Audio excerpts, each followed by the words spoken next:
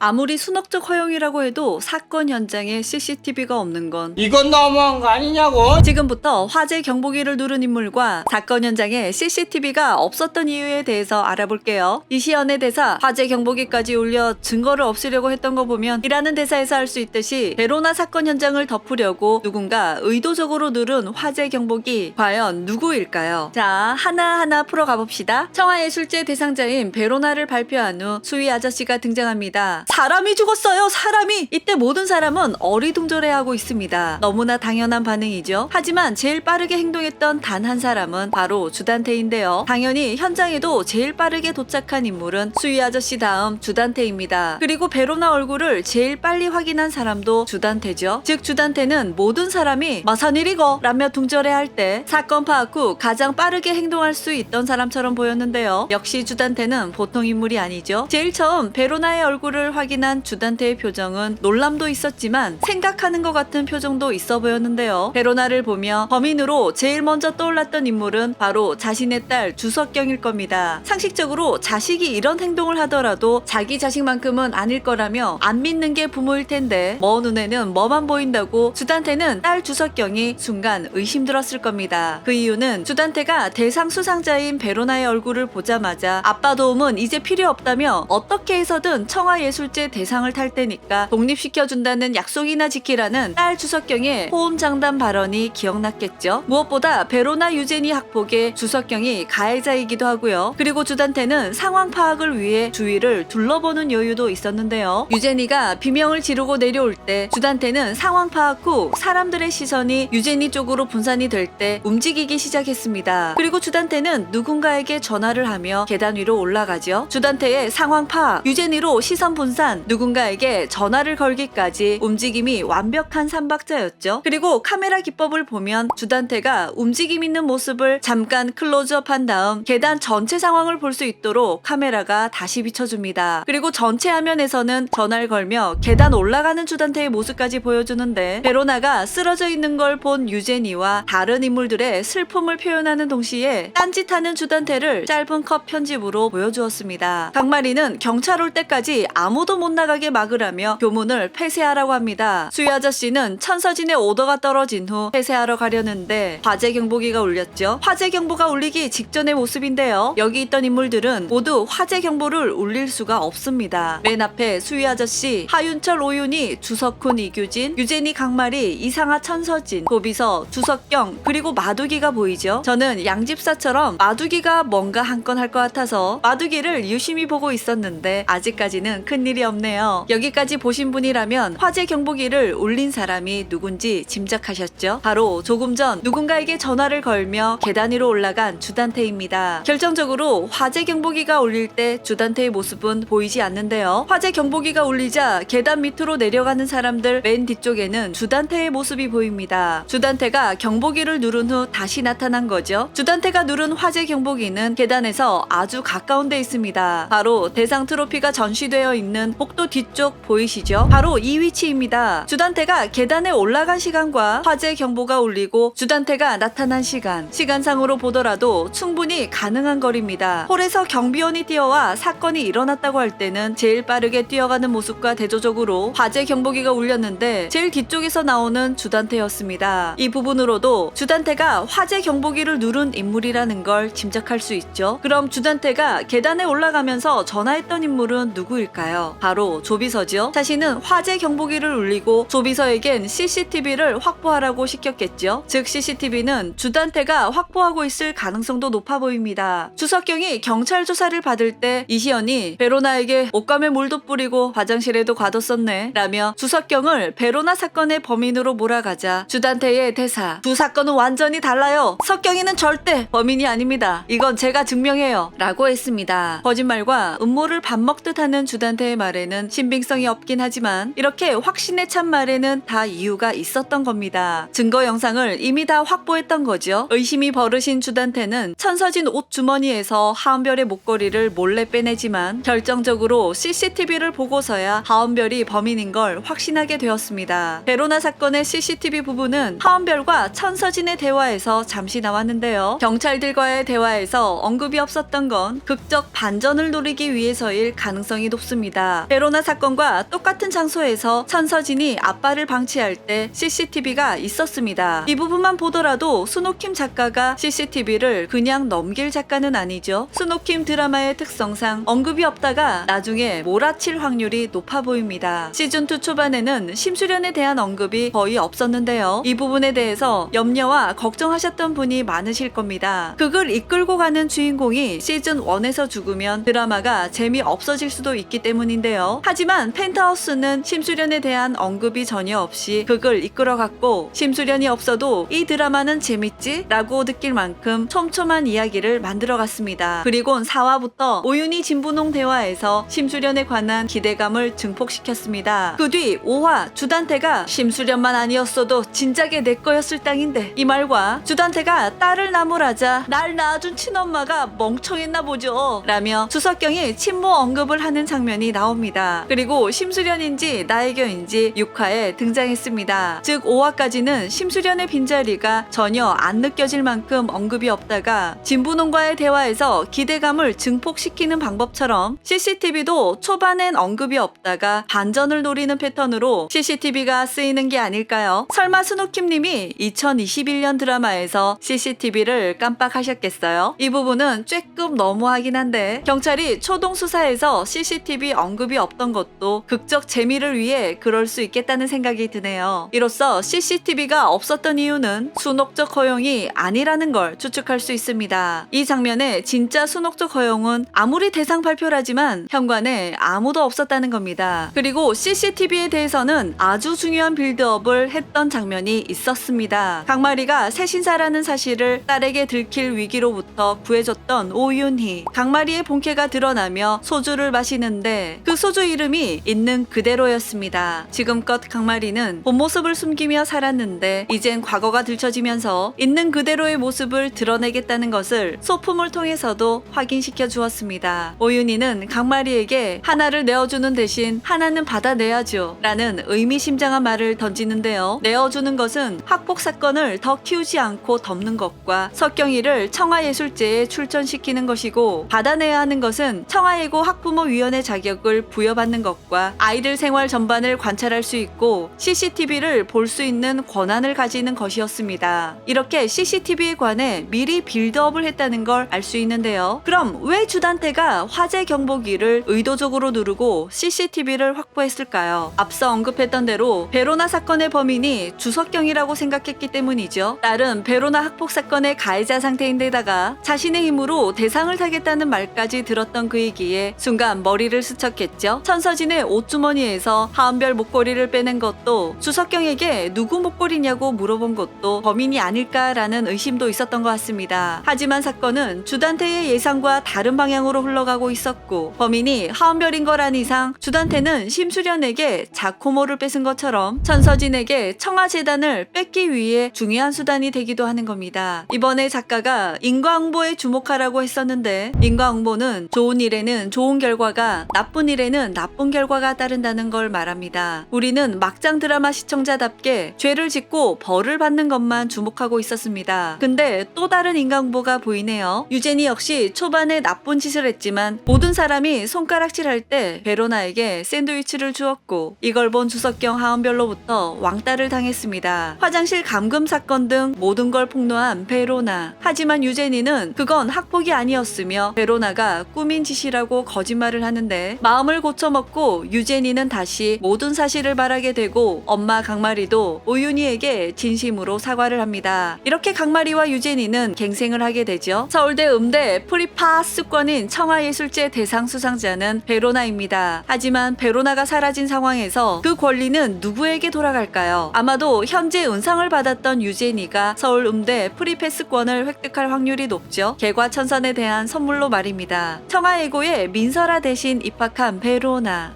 대신 서울 음대에 가게 될 유제니. 이 부분으로 보아 강마리의 마지막도 좋을 것으로 예상이 되네요. 주단태가 딸 주석경을 위해 학교에 갖다 바친 돈이 청담동 빌딩 값이라고 했는데, 청담동 빌딩 값은 얼마나 하는 거야? 최소 21억에서 최대 180억? 야, 그럼 마두기는 얼마를 받은 거야? 이 구역의 어부지리는 마두기였네요. 마두기 은근 현금 부자? 여러분은 어떻게 생각하시는지 함께 의견 나눠주시길 바랍니다. 이상 두중이는 다음 영상으로 만나요. 그럼 안녕!